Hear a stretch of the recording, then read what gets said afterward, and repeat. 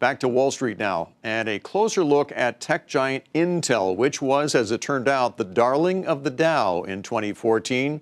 Shares of the company shot up by more than 40% last year and closed slightly higher today as well. The question now, can that kind of run continue in 2015? Josh Lipton has more. A bet on Intel is a bet on the PC, and for those investors who wagered correctly, they enjoyed big gains in 2014. The PC market last year didn't crash and burn as many expected. Instead, it was basically flat, which was good news for Intel. The company dominates the market for PC chips, which accounts for 60% of its sales. One tailwind for the PC market in 2014, Microsoft ending support for its Windows XP operating system.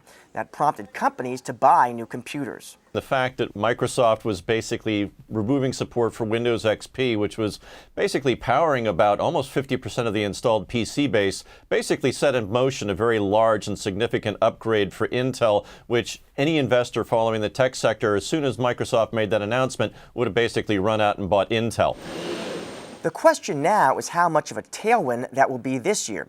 For its part, Intel expects PC units to be flat and revenues slightly down in 2015.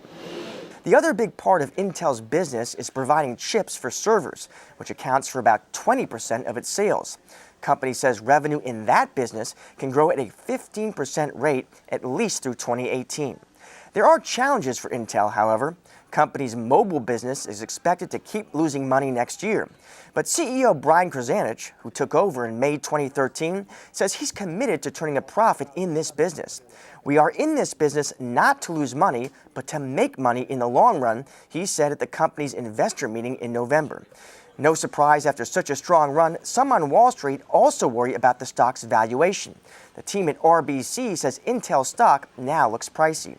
Still, bulls are in charge when it comes to Intel, at least right now, betting on a stable PC market, growth in the data center market, and the company's ongoing commitment to capital return.